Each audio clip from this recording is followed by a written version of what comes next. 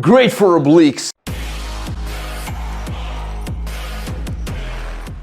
What is up, guys? Welcome to Barrookie. In today's video, we're going to continue our series called the Minimalist Home Gym, where we're going to look at one piece of equipment or a combination and see how cost effective it is and how well you can train your full body with only that implement of training. Now, the idea is that we can further expand in the future, but we want to start with something, and maybe your budget is limited now, so you want to just have something to start out and to get a pretty decent, complete overall body experience. Now, in today's video, we're going to talk about barbell and weights.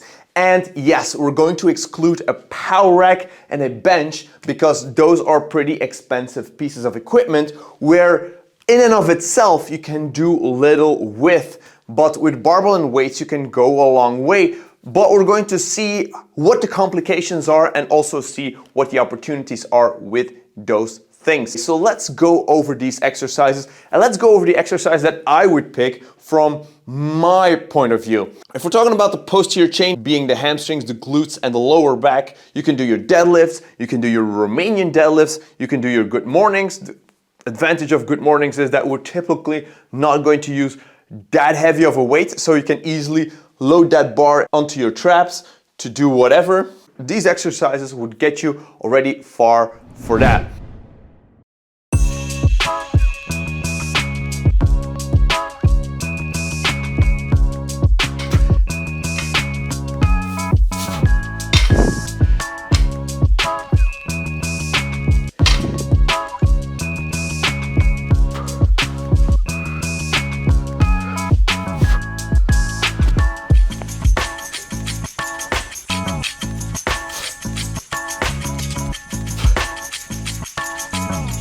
For the big compound exercises, barbells are great, especially if you're talking about the posterior chain, maybe the quads, because you still have to get that barbell up to your arms or up to a decent height, and that is going to be a struggle without a power rack.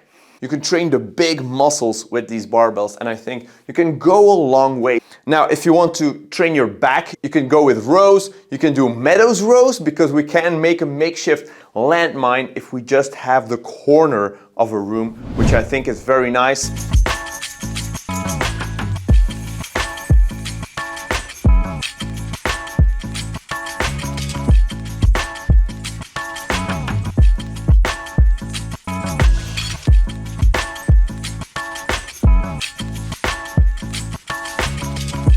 Pressing exercises, I would go on the floor, do your typical floor press, right? You can take it wide, you can take it narrow, where you have a lot of variety in order to get stronger. And then if you get it up here, right, you can go and do overhead presses. Overhead press, great to develop shoulders and triceps.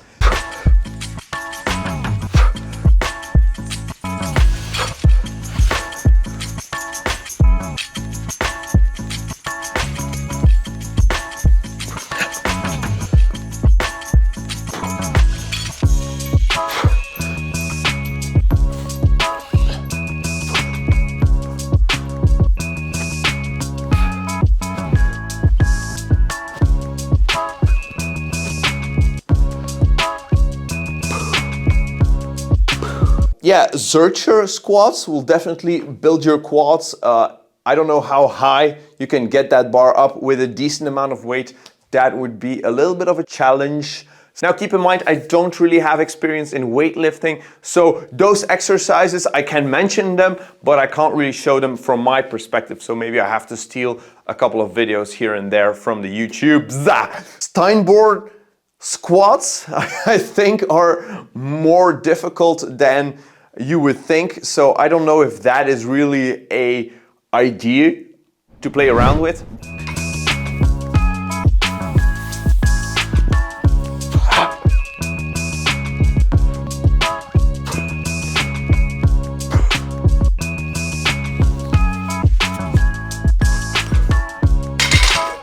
Boom.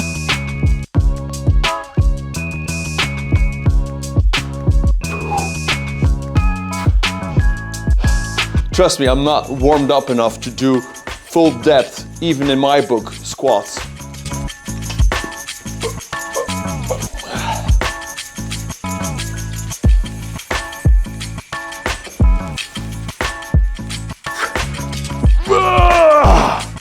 Great for obliques.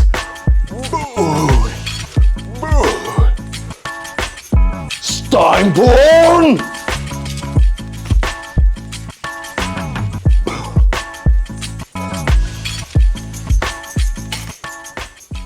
Yeah, I think as it comes to exercise selection, I'm probably missing a lot of great exercises here. But if we go and see it broadly, because we are doing a minimalist home gym and we're talking about beginners or beginning to work out and getting something, I think you can have something for your complete body already. And then you can just do your accessory exercises with just the weight. You take the plate and you can do your tricep exercises. You can do external rotations with just a plate, like a 1.5 or a 1.25 or a 2.5 kilogram plate. You can do already a lot with. It's not. Now, the reason we want to start minimalist home gym is because I want people to get into home gymming. Because, like here in Belgium, they are going to increase the taxes you have to pay to go to a commercial gym. And that is just absurd. With more and more people getting into office jobs, getting less and less movement, you're also going to tax things that benefit people in their health, that make sure that your society costs less money because people are stronger, people are going to live longer and better lives.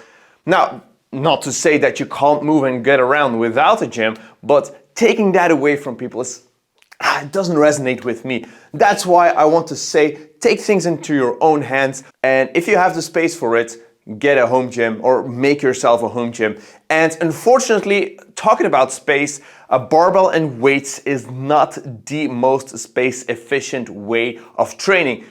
In a previous video, we talked about dumbbells, and dumbbells are great. They don't take up a lot of space and they're very efficient. If you want to see that video, it's here on the screen. So my barbell here is like 2 meters 40, so that's a big thing. And also, if you want to move around with it, you're going to require at least 3 by 3 meters in order to do really something, or you have to get a smaller barbell. Now, we can't just do this series with just a barbell, because the same with the dumbbells, you can also load them up. So we need something to load up and to make things heavier, so we need weights. Now, the great thing about weights is that it can vary.